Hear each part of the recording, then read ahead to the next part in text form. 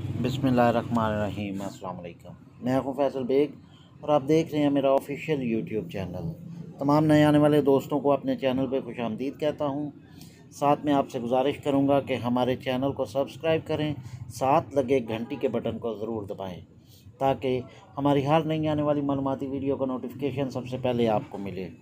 दोस्तों, बाकायदा वीडियो का आगाज़ करता हूँ। आज आपके साथ जो नॉलेज शेयर करने जा रहा हूँ वो एक ऐसे मुनफरिद कस्बे के बारे में है जहाँ सदियाँ ठहरी हुई हैं। अगर आप ये देखना चाहते हैं कि 300 साल पहले का कोई शहर कैसा होगा तो इसके लिए आपको मखट ज़रूर देखना चाहिए, जो अपनी पूरी तहजीबी कदामत के साथ आज भी मौजूद है। मखटी हलवा का नाम तो सब ने सुन रखा है, मगर मखट के बारे में लोग नहीं जानते। ये एक तारीखी कस्बा है जो इस्लामाबाद से 170 किलोमीटर के फासले पर दरिया सिंध के मशरक़ी किनारे पर वाक़या है। अगर आप ये देखना चाहते हैं कि 300 साल पहले का कोई शहर कैसा होगा तो इसके लिए आपको मखट ज़रूर देखना चाहिए, जो अपनी पूरी तहजीबी कदामत के साथ आज भी मौजूद है। इसकी कदीम गलियाँ और चौबारे, मंदिर, मस्जिदें, गुरुद्वारा और कश्तियों के घाट शिकस्ता ज़रूर है मगर सलामत हैं। पाकिस्तान में मखट के अलावा शायद ही कोई और कस्बा हो जो अपनी असल हालत में आज भी मौजूद हो।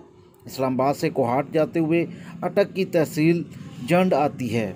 यहाँ ढलवानी पहाड़ों के रास्ते बल खाती हुई एक सड़क आपको मखट ले जाती है।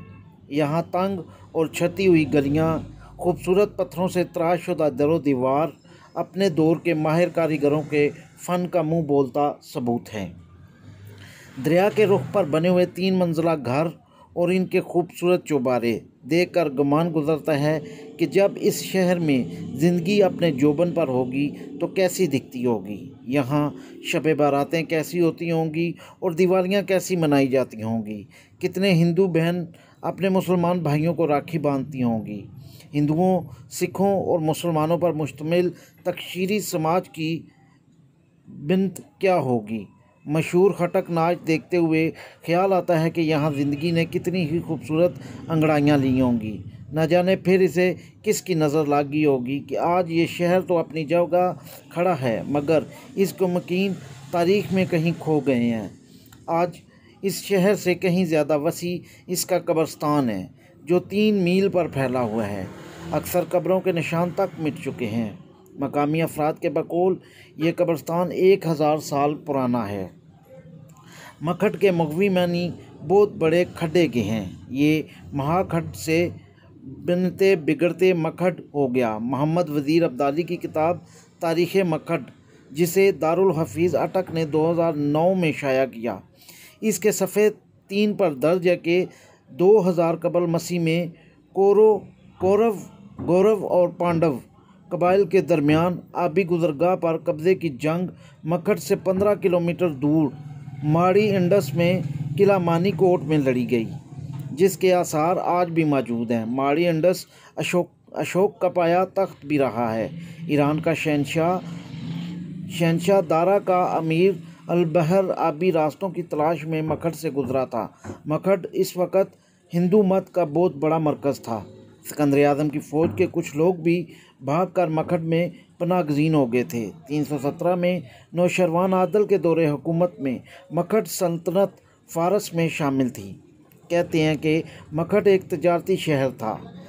जितनी तजारत आजकल सड़कों से होती हुई जब ये नहीं थी तो दरियाई रास्ते इस्तेमाल होते थे। इन दरियाई रास्तों में दरिया सिंध सबसे बड़ा ज़रिया था, जिसमें सक्कर से शुमाल की जानिब चलने वाले कश्तियों का आखिरी पड़ाव मखट था। यहाँ सैकड़ों कश्तियाँ हर वक्त रवां रहती थीं। मखट इस वक्त अफ़गानिस्तान और वस्ती एशियाई ममालिक से तजारत के लिए सबसे अहम आबी बंदरगाह के तौर पर शुमार होता था, जिसकी वजह से यहाँ एक बड़ी तजारती मंडी बन गई थी। कराची में आज जो कारोबारी अहमियत मेमन बरादरी को हासिल है, कभी वही हैसियत यहाँ की पराचा बरादरी को हासिल थी, जिनके कपड़े और कालीनों का कारोबार हिंदुस्तान से चीन, अफ़गानिस्तान और वस्ती एशियाई ममालिक तक फैला हुआ था। काला बाग का नमक यहाँ से ही सखर जाता था और आगे इसे हिंदुस्तान और दूसरे ममालिक में खुश्की और समुद्री रास्तों से भेजा जाता था। मकट के बाज़ार में 200 के लगभग दुकानें थीं जिनमें दुनिया जहान का सामान मिलता था। लेकिन फिर एक तब्दीली आई जिसने इस शहर की तजारती अहमियत को ख़त्म कर दिया। वो तब्दीली थी रेल, जिसने पूरे हिंदुस्तान को आपस में मरबूत कर दिया। जिसकी वजह से तजारत कश्तियों के ज़रिए हो रही थी, वो आहिस्ता आहिस्ता दम तोड़ने लगी।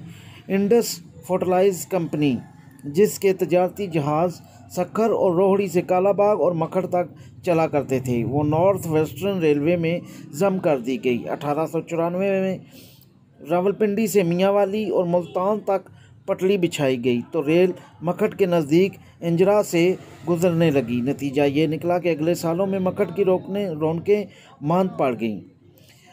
लेकिन फिर भी ज़िला रावलपिंडी के गेज़ेटर 1910 में दर्ज है कि दरिया सिंध, जो कि 96 मील तक ज़िले की मगरबी सरहद तश्कील देता है, मकड़ तक बड़ी कश्तियाँ चलाई जा सकती हैं, जहाँ तक इंडस फर्टिलाइज के स्टीमर जाया करते हैं।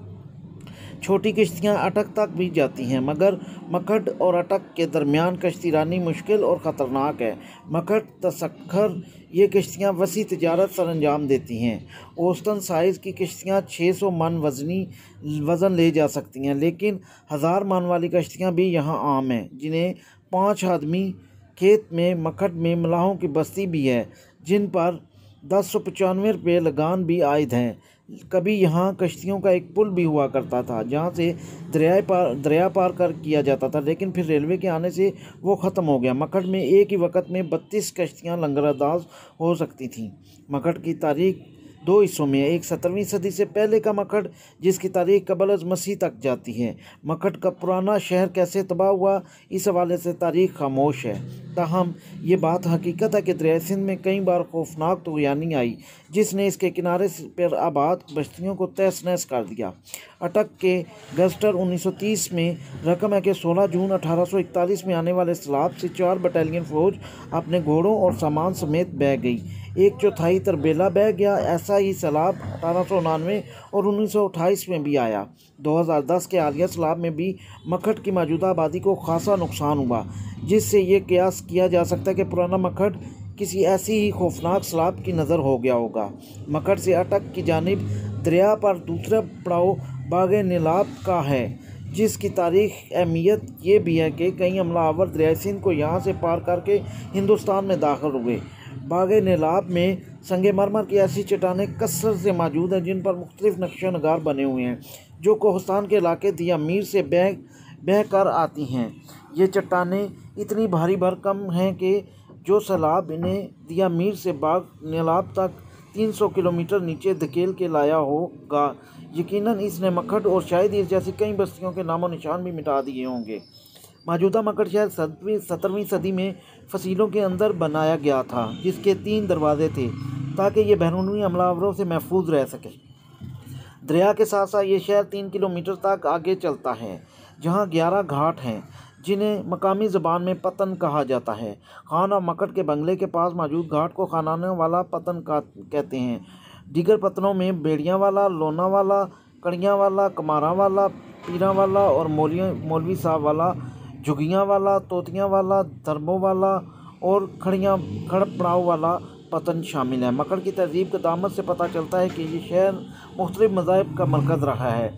ज़रतश्त, बुद्ध मत, हिंदू मत, सिखिज़म और इस्लाम समेत हर मज़हब के दौर में मकड़ फैलता फूलता रहा है। प्राचा यहाँ के कदीम बाशिंदे हैं, जिनके बारे में H.A. रोज़ की किताब a glossary of the tribes and the castes of the Punjab में दर्ज है कि प्राचों की मरकज़ी आबादी अटक और मकड़ में यहाँ ताजरों की नस्ल है, जो तुर्कस्तान से चीन तक तजारत करते हैं। वो इस्लाम कबूल करने से पहले हिंदू थे, जो खोजों से मुशाबत हैं। इनका नाम प्राचा इसलिए पड़ा कि वो अपनी तजारत में कपड़ों की एक किस्म प्राचा क्लॉथ बेचते हैं। इनका एक नाम फ़राश भी है, क्योंकि ये वस्ती एशिया से कालीनें भी लाते हैं। मकड़ में सदियों से कश्ती साजी की सनत मौजूद है, और शायद इस वजह से यहाँ लोहे की सनत भी परवान चढ़ी। और जब कश्ती साजी मांद पड़ी तो यहाँ के हुनरमंदों ने लोहे के बड़े बड़े कड़ा बनाना शुरू कर दिए।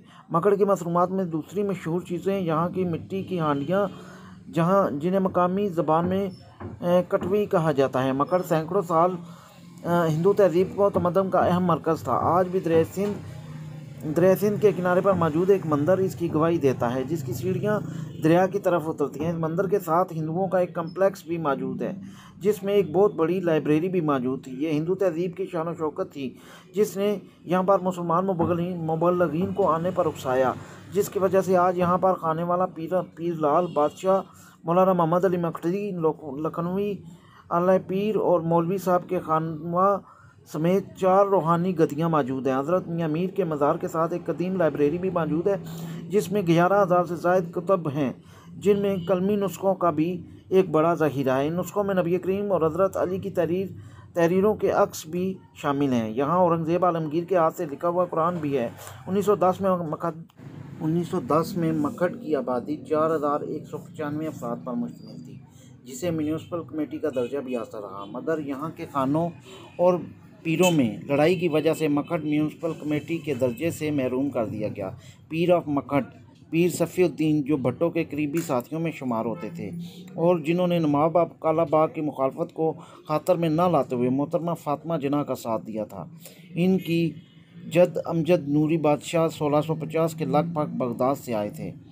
पीर ऑफ मकड़ पीर गुलाम अब्बास अंग्रेज़ों की तरफदार थे और इन्होंने पहली जंग अज़ीम में अपने मरीदों को अंग्रेज़ फ़ौज में भर्ती करवाया था, जिसके सिले में अंग्रेज़ सरकार ने इन्हें न सिर्फ लाहौर और रिहाड़ी में 25,000 कनाल ज़मीन अलाट की, बल्कि इनकी दरख्वास्त पर आबी गुज़रगाह का टैक्स माफ़ कर दिया।